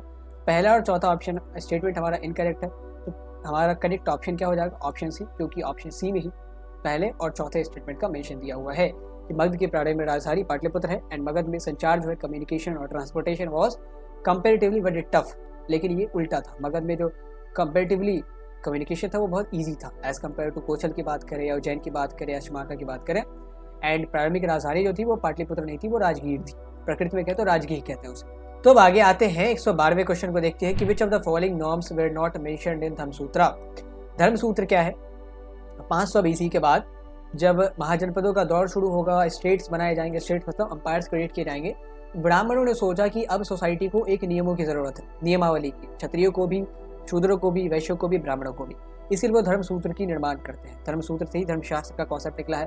धर्मशास्त्र में बहुत सारी स्मृतिज आएंगी, मनुस्मृति आता है, नारद स्मृति आता है, यज्ञवाल की स्मृति आता है। तो धर्मसूत्र में बेसिकली जितने भी सोशल कोड ऑफ कंडक्ट है या पॉलिटिकल कोड ऑफ कंडक्ट है, इनको वहाँ पे मेंशन किया गया है। तो धर्मसूत्र में किस रूल को, किस नॉर्म को मेंशन नहीं किया गया है, पहला, शासक क्षत्रिय होना चाहिए और जो रूलर्स है वो व्यापारियों, कारीगरों से कर ले सकते हैं लेकिन खेती करने वालों से नहीं ले सकते। फिर पड़ोसी राज्यों पर जो छापे हैं वो नाजायज माने गए थे अकॉर्डिंग टू धर्मसूत्र। तो इन तीनों में से कौन सी चीज़ धर्मसूत्र में मेंशन नहीं करी गई थी, आपको बताना है। क्या पहला और तीसरा रूल जो है वो मेंशन नहीं करा गया था, या केवल तीसरा रूल, या पहला और तीसरा, या दूसरा और तीसरा दोनों ही रूल मेंशन नहीं किया गया था। बहुत तफसील से, बहुत पेशेंटली आपको इस क्वेश्चन का जवाब हमें कमेंट बॉक्स में या चैट बॉक्स में बताना है। धर्मसूत्र हमने बता दिया, 500 BC के बाद ब्राह्मणों ने सोचा कि हमें अब सोशल कोड ऑफ कंडक्ट बनाने की जरूरत है, इसमें लोग बिहेव कैसे करना है वो जान सके। तो उसमें रूलर्स के लिए भी नियम बनाया गया, शूद्रों के लिए भी बनाया गया, आप कह ले तो वैश्यों के लिए भी बनाया गया, ब्राह्मणों के लिए भी बनाया गया। वहीं से कास्ट सिस्टम एंड अष्ट विवाह का कॉन्सेप्ट आता है। कास्ट सिस्टम तो वैसे ऋग्वेद में भी था, लेकिन कैसे बिहेव करना चाहिए, एंड वहाँ से कास्ट सिस्टम और ज़्यादा रिजिड होता चला गया। वहाँ से जो कास्ट सिस्टम था वो और ज़्यादा रिजिड होता चला गया। अर्ली वैदिक पीरियड में तो ज़्यादा रिजिड नहीं था, लेटर वैदिक पीरियड में थोड़ा सा स्ट्रिक्टनेस आता है, देन महाजनपद के समय में तो बहुत रिजिड हो जाती है चीज़ें। तो करेक्ट आंसर क्या होगा इस क्वेश्चन का? हो कि आपने इस क्वेश्चन को अटेम्प्ट कर लिया होगा। पहले स्टेटमेंट को देखते हैं कि शासक क्षत्रिय होने चाहिए। अकॉर्डिंग टू धर्मसूत्र ब्राह्मण ये मानते थे कि जो शासक है वो क्षत्रिय ही हो तो सही है, क्योंकि क्षत्रिय का धर्म है रूल करना एंड एडमिनिस्ट्रेशन करना। तो ये स्टेटमेंट हमारा मेंशन था। तो पहला स्टेटमेंट तो हमारा आंसर हो नहीं सकता कभी भी, यानी कि ए ऑप्शन और सी ऑप्शन ऐसे ही डिस्कार्ड कर दिया हमने, क्योंकि यहाँ पे पहले स्टेटमेंट का मेंशन है। फिर दूसरा स्टेटमेंट अगर देखें तो वे व्यापारियों कारीगरों से कर एकत्रित कर सकते हैं, लेकिन खेती करने वालों से नहीं। तो धर्मसूत्रों में बताया गया था, धर्मसूत्र जब कंपाइल कर रहे थे ब्राह्मण एंड जहाँ से धर्मशास्त्र का कॉन्सेप्ट निकलता है। आज हमारे पास धर्मशास्त्र ही ज़्यादा अवेलेबल है, धर्मसूत्र बहुत कम अवेलेबल है।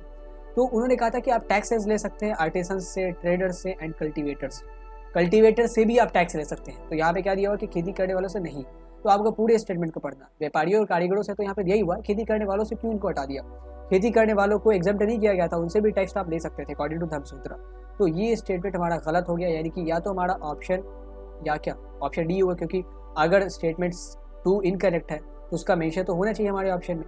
तो 2 तो हमने पहले डिस्कार्ड कर दिया, अब बचे थे बी और डी। तो बी में स्टेटमेंट 2 का मेंशन ही नहीं है, तो ये भी डिस्कार्ड हो गया एंड हमारे पास जो राइट ऑप्शन बचा है वो ऑप्शन डी है।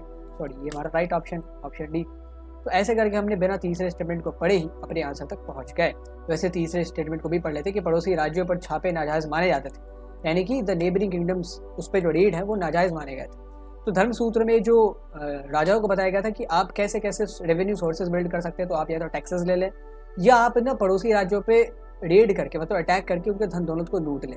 एंड यहीं से जो महाजनपद थे एंड यहीं से जो एम्पायर्स है वो आर्मी रखना शुरू कर देते हैं, क्योंकि उनको पता था कि अगर हम कमज़ोर रहेंगे तो सामने वाला हम पे अटैक करके चीज़ों को लूट के चला जाएगा, क्योंकि ये चीज़ें धर्मसूत्र में लेजिटिमेट मानी गई है, इलेजिटिमेट नहीं, नाजायज़ नहीं, जायज़ मानी गई है। पड़ोसी राज्यों पर छापा करके धन दौलत एकत्रित करना ये धर्मसूत्रों में जायज़ माना गया है, नाजायज़ नहीं माना गया है। तो ये तीसरा स्टेटमेंट भी गलत है, ये तीसरा स्टेटमेंट भी गलत है, इसलिए option D will be the correct answer. And चूंकि ये जो स्टेटमेंट है वो गलत है, इसीलिए स्टेटमेंट क्या है कि पड़ोसी राज्यों पे जो छापे थे वो जायज़ माने गए थे। एंड इसलिए जायज़ माने गए थे क्योंकि जायज़ माने गए थे इसलिए जो बाकी राज्य थे वो अपने अंदर आर्मी बिल्ड करना शुरू करते। लेट्स सपोज कि आपके बगल में जो पड़ोसी है वो कभी भी आप पे अटैक कर सकता है, तो आप पे तो ये लाजिम है, ऑब्वियस है कि आप एक आर्मी बिल्ड करें, ताकि जब वो अटैक करे आपसे धन दौलत लूटने के लिए तो आप अपने आप को प्रोटेक्ट कर सकें एंड उसको नुकसान भी पहुंचा सकें।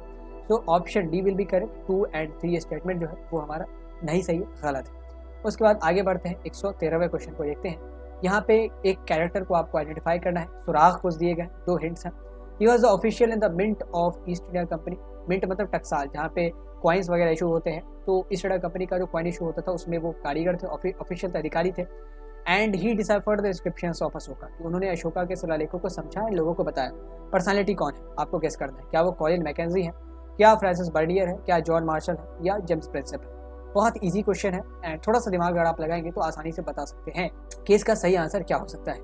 ही deciphered the descriptions of Ashoka, ये एक कीवर्ड है। And he was the official in the mint of East India Company, यानी कि वो टकसाल में अधिकारी थे जहाँ पे सिक्के वगैरह बनते हैं। तो the correct answer will B James Prinsep. हमने क्या देखा कि जेम्स प्रिंसेप भी वो पर्सनालिटी है जो ब्राह्मी और खारसी लिपि को डिसाइफर करते हैं। एंड जिन्होंने ब्राह्मी और खारसी लिपि को डिसाइफर करा होगा उन्होंने ही अशोका के इंस्क्रिप्शन को भी डिसाइफर करा होगा। ये हिंट हमारा सही है जेम्स प्रिंसेप से रिलेटेड, तो दूसरा हिंट भी सही होगा। Obviously the James Prinsep was the official in the mint of East India Company. पहले वो बहुत बड़ा इनका नुमिस्मेटिक का एक्सपीरियंस है सिक्कों को छापने का। देन वो इंस्क्रिप्शंस को डिसाइफर करते हैं अशोका के खास तौर पे। And he is credited to bring out the history of Mahajanapadas, bring out the history of Mauryans to the Indians to the world. तो ये बहुत बड़ी एक पर्सनालिटी है जो ऑफिशियल थे ईस्ट इंडिया कंपनी में, एंड ये फिर बाद में डिसाइफर करते हैं अशोका के इंस्क्रिप्शंस को। तो कॉलिन मैकेंजी का भी रोल हमने देख लिया, विजयनगर एम्पायर एंड अमरावती स्तूपा, या आप कह लें तो बुद्धिज्म के बारे में पता करने में इनका बहुत बड़ा रोल है। फ्रांसिस बर्डियर मुगल एम्पायर के बारे में बहुत चीज़ें लिखते हैं। जॉन मार्शल तो अभी भी हमने देखा, हड़प्पन सिविलाइजेशन से रिलेटेड चीज़ों को रिसर्च करते हैं एंड लास्ट में अनाउंस भी करते हैं कि हमने एक नई सिविलाइजेशन खोज ली है जो कि प्रोबेबली मेसोपोटामिया से भी पुरानी है, कंटेम्प्रेरी तो है ही, प्रोबेबली उससे भी पुरानी हो सकती है। उसके बाद अगेन आपको करेक्ट स्टेटमेंट को चुनना है। महाजनपद के रिलेटेड कुछ स्टेटमेंट्स हैं। ये जो क्वेश्चन है ये सैम्पल पेपर में भी पूछा गया था। Which of the following statements about the Mahajanapadas are correct, यानी कि सही स्टेटमेंट्स चुनने हैं। पहला कि मगध, कुशल, गांधार महाजनपद थे। क्या यही 4 महाजनपद थे? मतलब ये जो 3 है वही महाजनपद थे, मगध, कुशल, गांधार। दूसरा, अधिकांश महाजनपदों पर केवल राजाओं का शासन था, मतलब मोनार्की थी। गण और संघ नाम से जाने वाले कुछ पर गणपति शासन करते थे, मतलब कुछ महाजनपद थे वहाँ पे गणपति ओलिगार्की चलती थी। चौथा, प्रत्येक महाजनपद की एक राजधानी होती थी जिसे शायद ही कभी किलेबंद किया जाता था। हर एक महाजनपद की अपनी कैपिटल सिटी होती थी जिसको बहुत कम फोर्टिफाई किया गया था। तो ऑप्शंस को देख लेते हैं, क्या पहला, दूसरा, तीसरा तीनों कथन सही है या पहला, तीसरा, चौथा तीनों कथन सही है। या दूसरा तीसरा दोनों कथन सही है, या पहला और चौथा दोनों कथन सही है। सही जवाब आपको कमेंट बॉक्स में, चैट बॉक्स में बताना है। अगेन आई एम रिपीटिंग कि जल्दबाजी में नहीं बताना है। चारों ही स्टेटमेंट को पढ़े, क्योंकि स्टेटमेंट के अंदर ही ट्विस्ट डाला हमने। तो ये सैम्पल पेपर से का क्वेश्चन तो यानी कि उसमें हमने अपना भी कुछ ट्विस्ट डाल दिया। तो आप चारों ही स्टेटमेंट को पढ़े, देन चारों कथनों को पढ़ने के बाद आप सही आंसर को पिक करके हमें बताएं कि आपका आंसर ये है। सबसे पहले चलते हैं पहले स्टेटमेंट को देखने की। Mahajanapadas were Magadha, Kosala, Gandhara and Avanti only. अगर वोली नहीं लगा होता तो ये स्टेटमेंट सही होता कि महाजनपद मगध, कौशल, गांधार या अवंती थे। इसके अलावा भी बहुत सारे हो सकते हैं, लेकिन यहाँ पे ओनली लिखा हुआ है, यानी कि यही चार थे केवल। क्या तो ये स्टेटमेंट हमारा गलत हो गया, क्योंकि मगध, कौशल, गांधार और अवंती के अलावा भी बहुत सारे महाजनपद थे। उसके बाद most Mahajanapadas were ruled by kings only, यानी कि अधिकांश जो महाजनपद थे वहाँ पर राजाओं का शासन था। ये सही है, ये स्टेटमेंट एकदम सही है, ये गलत नहीं है। तो दूसरा स्टेटमेंट हमारा सही है, यानी कि पहले स्टेटमेंट का जिक्र जिस भी ऑप्शन में है वो हमारा गलत हो गया। तो ये तीनों ऑप्शन डिस्कार्ड ऐसे ही हो गए। The correct option will B second and third, मतलब ऑप्शन सी, क्योंकि हमने पहले स्टेटमेंट को पढ़ा एंड उससे रिलेटेड सारे ऑप्शन डिस्कार्ड कर दिए। तो हमारे पास दूसरे, तीसरे और चौथे स्टेटमेंट को पढ़ने की आवश्यकता ही नहीं पड़ी, क्योंकि आंसर जो होगा दूसरा, तीसरा स्टेटमेंट सही है एंड ऑप्शन सी होगा आंसर। क्योंकि पहले स्टेटमेंट का मिशन सारे इस ऑप्शन में था, ए में भी, बी में भी, डी में भी, तो ऑप्शन सी ही हमारा सही आंसर होगा। बहरहाल सारे स्टेटमेंट की एक बार रियलिटी चेक कर ले। तो अधिकांशतः जो महाजनपद थे वो राजाओं द्वारा रूल किए जाते थे, ये स्टेटमेंट एकदम सही है। फिर कुछ जो महाजनपद थे वो ओलिगार्की थे, जिनको गणपति द्वारा शासित किया जाता था, ये भी स्टेटमेंट सही है। हमने देखा है कि जैसे वज्जी हो गया, मल्ल हो गया, कम्बोज हो गया, ये सारे महाजनपद जो थे मैंने ओलिगार्की हुआ करते थे। इसके बाद each mahajanapadas has capital city, ये भी यहाँ तक लाइन सही है, लेकिन इसके बाद के लाइन को देखें, विच वॉज रेयरली फोर्टिफाइड, जिसको कभी शायद ही फोर्टिफाई करा जाता था। तो ये स्टेटमेंट में अगर ऐसा होता कि विच वॉज मोस्टली फोर्टिफाइड, तो ये चौथा स्टेटमेंट भी हमारा सही होता। लेकिन चूंकि यहाँ पे रेयरली फोर्टिफाइड है, यानी कि कभी कभी, शायद कभी कभार इसको फोर्टिफाई करा जाता था, इसीलिए ये स्टेटमेंट गलत हो गया। महाजनपद की अपनी कैपिटल सिटी तो होती ही थी, लेकिन मोस्टली उसको फोर्टिफाई किया ही जाता था, रेयरली नहीं, कभी कभी नहीं, हमेशा ही करा जाता था। ज़्यादातर तौर पर हमने देखा है कि इसको करा गया है फोर्टिफाई। तो चौथा स्टेटमेंट हमारा गलत है, इसीलिए हमारा correct option will be option C, यानी कि दूसरा और तीसरा स्टेटमेंट हमारा सही है। अब आगे बढ़ते हैं, आखिरी क्वेश्चन को देखते हैं, इस 115वें क्वेश्चन को देखते हैं, इस लेवल 2 के आखिरी क्वेश्चन को, कि where this inscription has been found. इस इंस्क्रिप्शन की तस्वीर आपके इस चैप्टर में है, शुरुआत के पेजेस में आपको बताने कि ये जो इंस्क्रिप्शन है कहाँ से मिला है। ये अशोका का ही इंस्क्रिप्शन है। आपको बताने कि ये इंस्क्रिप्शन सारनाथ से मिला है, गांधार से मिला है, वैशाली से मिला है या सांची से मिला है। इन चारों में से किस जगह से आपको ये इंस्क्रिप्शन मिल सकता है, मतलब आप जब जाएंगे तो आर्कियोलॉजिस्ट को भी मिला तो आपको भी मिलेगा। So the right answer will be option D, यानी कि सांची से ये इंस्क्रिप्शन मिला है, क्योंकि गांधार और सारनाथ और वैशाली करेक्ट आंसर नहीं है। हमारे पास बुद्धिज्म से रिलेटेड एंड अशोका के बारे में जितनी भी मैक्सिमम इन्फॉर्मेशन है वो सांची से मिली है, क्योंकि थिंकर्स बिलीव्स एंड बिल्डिंग्स में हमने देखा था कि सांची सबसे पुरानी स्टोन स्ट्रक्चर है इंडिया की, फिर भी सबसे ज़्यादा प्रिजर्व्ड है। ओनली बिकॉज कि शाहजहां बेगम का बहुत बड़ा रोल था, उन्होंने प्रिजर्व करने में एंड इसके ऊपर रिसर्च करने में बहुत पैसा खर्च किया, बहुत टफ डिसीजंस लिए, and that was worth it. वो एक सही डिसीजन था एंड इसलिए उनकी वाहवाही भी होती है, अभी भी हम उनको याद कर रहे हैं। सारनाथ, गांधार और वैशाली में ये इंस्क्रिप्शन नहीं मिला, ये जो इंस्क्रिप्शन है वो सांची में मिला है, सांची के स्तूप के निकट। एंड सांची के पूरे कॉम्प्लेक्स में एक स्तूप नहीं, बहुत सारे अलग अलग स्तूप है। ओरिजिनल स्तूप तो अशोका ने बनवाया था, उसमें बहुत सारी एडवांसमेंट होती है, फिर उसके अगल बगल बहुत सारे स्तूपास बनाए जाएंगे, टेम्पल्स बनवाए जाएंगे, बहुत सारे अलग अलग स्ट्रक्चर्स बनाए जाएंगे। तो ऐसा ना समझे कि एक ही स्तूप है सांची में, बहुत सारे अलग अलग स्तूप भी हैं।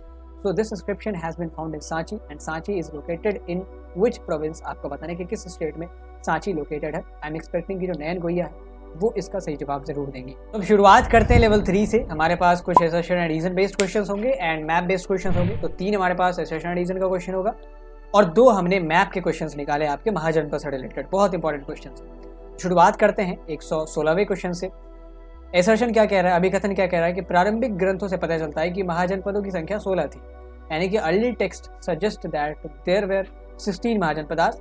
रीजन वाला जो स्टेटमेंट है that is the list is same as in Buddhist and Jainist text, यानी कि जैन और बौद्ध ग्रंथों में जो लिस्ट मतलब नंबर तो सेम होंगे ही होंगे, लिस्ट मतलब जो चीज़ें जो महाजनपद बुद्धिज्म के टेक्स्ट में मेंशन्ड है वही महाजनपद जैनिज्म के भी टेक्स्ट में मेंशन्ड है। तो ये हमारा स्टेटमेंट है रीजन वाला। एंड ऑप्शंस आपके हैं बोथ एंड आर ट्रू, जो भी ऑप्शंस होते हैं वो तो है ही। आपको सबसे पहले क्या करना है, ये पता करना है कि असर्शन और रीजन दोनों स्टेटमेंट में से कौन सही है कौन गलत है, या दोनों ही सही है दोनों ही गलत है। उस हिसाब से आपको ऑप्शंस को एलिमिनेट करना है। हमने अप्रोच ऑलरेडी बताई हुई हर एक वीडियो में, तो आई डोंट थिंक कि आप गुमराह होंगे, डेविएट होंगे। तो आप अप्रोच वाइज इस क्वेश्चन को सॉल्व करें and here the time starts for you. I hope कि आप सब लोग अच्छे से इंतजार करके इस क्वेश्चन को पेशेंटली अटेम्प्ट करेंगे कमेंट बॉक्स में या चैट बॉक्स में। Early text suggest that there were 16 Mahajanapadas की प्रारंभिक ग्रंथों से पता चलता है कि कुल मिला के 16 महाजनपद। रीजन इज कि the list is same in Buddhist and Jain text की सूची जो है इस महाजनपद की वो बौद्ध और जैन ग्रंथ दोनों में समान है। तो आपको ही बताना है कि कौन सा जो ऑप्शन है वो सही होगा। होप कि आपने जवाब दे दिया होगा। अब आगे बढ़ते हैं, इसके उत्तर को ढूंढते हैं। सबसे पहले दोनों ही स्टेटमेंट की सत्यता की जांच कर ले कि अभिकथन और कारण, रीजन और एसर्शन, इन दोनों स्टेटमेंट में से सत्यता कितनी है, मतलब ऑथेंटिसिटी कितनी है, कौन गलत है कौन सही है, दोनों ही गलत है या दोनों सही है। प्रारंभिक ग्रंथों से पता चलता है कि 16 महाजनपद थे। The early text suggest that there were 16 Mahajanapada. ये एकदम सही है, 16 महाजनपद थे, ऐसा हमें प्रारंभिक ग्रंथों से पता चला है, तो दिस स्टेटमेंट इज करेक्ट। उसके बाद सेकंड स्टेटमेंट जो रीजन वाला है, the list is same in Buddhist and Jain text. जब आप असर्शन एंड रीजन के स्टेटमेंट को सत्यता की जांच करने के लिए पढ़ते हैं तो आप भूल जाए कि अभिकथन और रीजन है, जस्ट इनको एक स्टेटमेंट के तौर पर ट्रीट करें। यहाँ पे एक स्टेटमेंट है कि बुद्धिस्ट और जैन टेक्स्ट में जो सूची है वो सेम दी गई है। तो हमने क्या देखा था कि बुद्धिस्ट और जैन टेक्स्ट में नंबर तो 16 ही है लेकिन सूची अलग अलग है। जैसे एक वंग करके है जो बंगाल का रीजन है, उसको महाजनपद माना गया है जैन टेक्स्ट में, लेकिन बुद्धिज्म के टेक्स्ट में नहीं माना गया। ऐसे ही बहुत सारे महाजनपद है जो जैनिज्म के टेक्स्ट में मेंशन्ड है लेकिन बुद्धिज्म के टेक्स्ट में उनको नहीं मेंशन किया गया है। तो the list is not same in Buddhist and Jainism text. Number भले ही सेम है, दोनों में 16 ही है लेकिन लिस्ट अलग अलग है। हो सकता है कि मल्ल नाम का महाजनपद बुद्धिज्म के टेक्स्ट में हो और जैनिज्म के टेक्स्ट में ना हो। So the reason statement is incorrect. तो the correct answer will be A is true but R is false. ये सारे ही हमारे ऑप्शन डिस्कार्ड हो गया। Both A and R are false कैसे हो सकता है? ए जब करेक्ट है तो यहाँ पे both A and R are true दिया हुआ, तो ये भी डिस्कार्ड हो गया, ये भी डिस्कार्ड हो गया। The correct option we have left with is A is true but R is false. And क्यों है ऐसा कि बुद्धिज्म और जैनिज्म के टेक्स्ट में संख्या तो एक ही दी हुई है कि 16 महाजनपद थे लेकिन सूची अलग अलग है।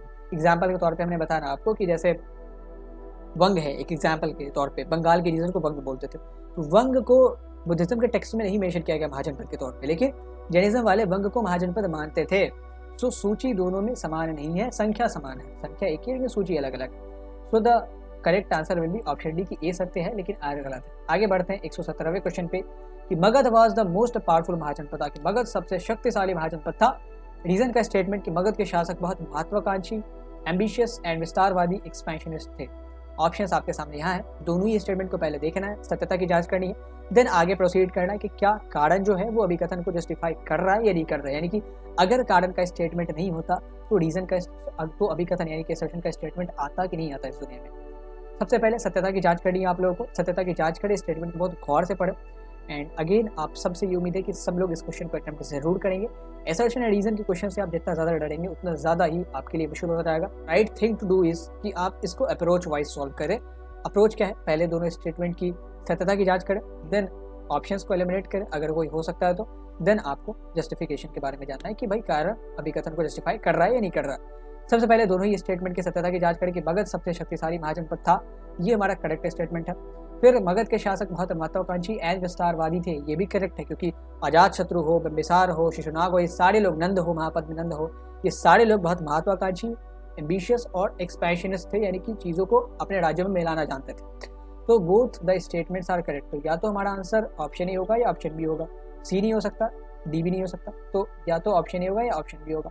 अब इन दोनों में से क्या होगा उसके लिए हमें देखना पड़ेगा कि कारण वाला जो स्टेटमेंट है वो अभिकथन वाले स्टेटमेंट को एक्सप्लेन कर पा रहा है या नहीं कर। कारण में क्या दिया कि मगध के शासक बहुत महत्वाकांक्षी एंड विस्तारवादी थे। अब बिकॉज लगाते, क्योंकि लगाते, तो मगध सबसे शक्तिशाली महाजनपद था क्योंकि मगध के शासक महत्वाकांक्षी और विस्तारवादी थे। अगर मगध के शासक विस्तारवादी नहीं होते, महत्वाकांक्षी नहीं होते, तो कैसे मगध सबसे शक्तिशाली बनता? इसके अलावा भी बहुत सारे रीजन थे मगध के सबसे शक्तिशाली होने के, लेकिन दिस वाज आल्सो रीजन कि मगध के रूलर्स बहुत एम्बिशियस, बहुत एक्सपेंशनिस्ट थे। इसके अलावा क्या रीजन था? मगध में आयरन इजीली अवेलेबल था, वेपन्स बनाने के लिए मगध की जो पोजीशन थी बहुत ज़्यादा फर्टाइल थी। मगध जो था वो कम्युनिकेशन बहुत आसान था। तो Magadha was very very very powerful mahajanapada, I would say the most powerful mahajanapada. And एक रीज़न ये भी था कि मगध के जितने भी शासक होते हैं वो सारे महत्वाकांक्षी थे एंड बहुत बड़े एक्सपेंशनिस्ट थे, विस्तारवादी थे। चाहे आप अजातशत्रु की बात करें, बिंबिसार की बात करें, तो कारण यहाँ पे सही तरीके से एक्सप्लेन कर रहा है, व्याख्या कर रहा है अभिकथन की। आपको ऐसे सिंपली देखना, अगर कारण वाला स्टेटमेंट नहीं आता दुनिया में तो अभिकथन वाला स्टेटमेंट आता या नहीं आता। तो मगध के शासक अगर महत्वाकांक्षी या एक्सपेंशनिस्ट नहीं होते, कभी मगध शक्तिशाली नहीं बन सकता था। तो कारण पे जो कारण का जो स्टेटमेंट है उस पर अभिकथन का स्टेटमेंट डिपेंडेंट है। So the correct answer will be option A कि ए और आर दोनों सत्य है, और आर जो है वो ए की व्याख्या भी कर रहा है, यानी कि both A and R true and R is the correct explanation of A. So option A will be the correct answer. अब बात करते हैं 118वें क्वेश्चन को। ये भी हमारा एक असर्शन एडिशन का क्वेश्चन है कि some of the early states had good amount of standing army, कि कुछ प्रारंभिक राज्यों में अच्छी मात्रा में स्थायी सेना थी। स्थायी सेना मतलब परमानेंट आर्मी। बहुत सारे जो महाजनपद थे वहाँ पे परमानेंट आर्मी होती थी, एंड बहुत सारे कुछ महाजनपद मिलिशिया पे डिपेंड करते थे। मिलिशिया मतलब वो लोग अपने अनट्रेंड सोल्जर्स पर डिपेंडेंट थे, जो खेती वगैरह करते थे सीजन में, जब काम आया तो उन्हीं को हथियार दे दिया, कहा कि अब चलो लड़ाई पे चलो। उनके ही राज्य में कुछ पॉपुलेशन होती थी जो मजबूत होती थी, उनसे वो प्रॉपर वो ट्रेंड तो नहीं होते थे, लेकिन जब टाइम आता था लड़ाई का, युद्ध का, तो उनको फिर हथियार वगैरह देके उनसे काम लिया जाता था। तो लेकिन बहुत सारे महाजनपद थे जहाँ पे स्टैंडिंग आर्मी होती थी। सो रीजन एसेशन का स्टेटमेंट ये है, रीजन का स्टेटमेंट ये है कि the raids on neighbouring states were considered legitimate by Dharmasutra, कि पड़ोस के राज्य पर छापे को धर्मसूत्र द्वारा वैध माना गया था। अप्रोच आपको रखनी है, पहले दोनों स्टेटमेंट की सत्यता की जांच करनी है, देन ऑप्शन एलिमिनेट करना। अगर कोई एलिमिनेट हो सकता है तो होगा ही, क्योंकि सत्यता की जांच होगी तो या तो ये दोनों गलत हो जाएगा या ये दोनों गलत हो जाएगा, ठीक है। एंड देन आपको पता करना है कि कौन सही आंसर है। सबसे पहले आपको दोनों ही स्टेटमेंट को बहुत ही तफसील से, बहुत इंडिपेंडेंटली पढ़ना है। ऐसा ना समझे कि ये इससे कनेक्टेड है और ये इससे कनेक्टेड है, इंडिपेंडेंटली पढ़े। लगा कि आप सिर्फ स्टेटमेंट पढ़ रहे हैं। तो पहला स्टेटमेंट क्या है, अब आंसर को देखते हैं। होप कि आपने इस क्वेश्चन का जवाब दे दिया होगा। स्टेटमेंट क्या है कि some of the early states had good amount of standing army. तो ये तो स्टेटमेंट सही है, जैसे मगध के पास स्टैंडिंग आर्मी हुआ करती थी, कौशल के पास, काशी के पास स्टैंडिंग आर्मी हुआ करती थी। रीजन क्या है, the raids on neighbouring states were considered legitimate by Dharmasutra, Avanti के पास स्टैंडिंग आर्मी हुआ करती थी। तो रीजन ये दिया गया, रीजन का स्टेटमेंट। अब इसको भी चेक कर लेते कि ये सही है या नहीं है, कि पड़ोसी राज्य पर छापे को धर्मसूत्र द्वारा वैध माना गया था। हमने पहले ही देखा कि धर्मसूत्र ने अलाउ किया था एक राज्य को कि आपको अगर धन दौलत कमाना है तो आप पड़ोसी राज्य पे अटैक कर सकते हैं, रेड कर सकते हो। तो ये भी स्टेटमेंट हमारा सही है। तो या तो हमारा आंसर ऑप्शन ए होगा या ऑप्शन बी होगा, क्योंकि ऑप्शन सी या ऑप्शन डी में से कोई तो होने सरा। यहाँ पे किसी न किसी स्टेटमेंट को गलत माना गया, जो कि है नहीं। तो ऑप्शन ए या ऑप्शन बी में से क्या होगा। अब इसके लिए हमें चेक करना पड़ेगा जस्टिफिकेशन को, कि क्या रीजन वाला जो स्टेटमेंट है, कारण वाला जो स्टेटमेंट है, वो अभिकथन के स्टेटमेंट को, अभिकथन के कथन को जस्टिफाई कर रहा है या नहीं कर रहा है, एक्सप्लेन कर रहा है या नहीं कर रहा है। तो कुछ प्रारंभिक राज्यों में अच्छी मात्रा में स्थायी सेना थी, क्योंकि पड़ोसी राज्यों पर छापे को धर्मसूत्र द्वारा वैध माना गया था। अगर धर्मसूत्र ने पड़ोसी राज्य पर छापे को वैध करार न दिया होता तो कोई सिचुएशन नहीं आती कि मेरा जो पड़ोसी राज्य है वो अपने लिए आर्मी खड़ी करे। उसको जब मेरे से थ्रेट है तभी तो वो अपने लिए आर्मी खड़ी करेगा ना, या उसको अगर मेरे ऊपर अटैक करना है तभी तो आर्मी खड़ी करेगा ना, नहीं तो कोई रीजन ही नहीं है। अगर धर्मसूत्र ने रेड को लेजिटिमेट नहीं माना होता तो ना तो उसको मेरे से थ्रेट होता, न ही वो मेरे ऊपर अटैक कर सकता था। तो आर्मी की जरूरत नहीं थी, परमानेंट आर्मी की जरूरत ही नहीं थी। बाकी आपके पास मिलिशिया तो है ही, जितनी भी पॉपुलेशन है उसको आप हथियार दे दो, वो आपके लिए जरूरत के वक्त काम आ जाएंगे। लेकिन स्टैंडिंग आर्मी मेंटेन करने के लिए रीजन होना चाहिए।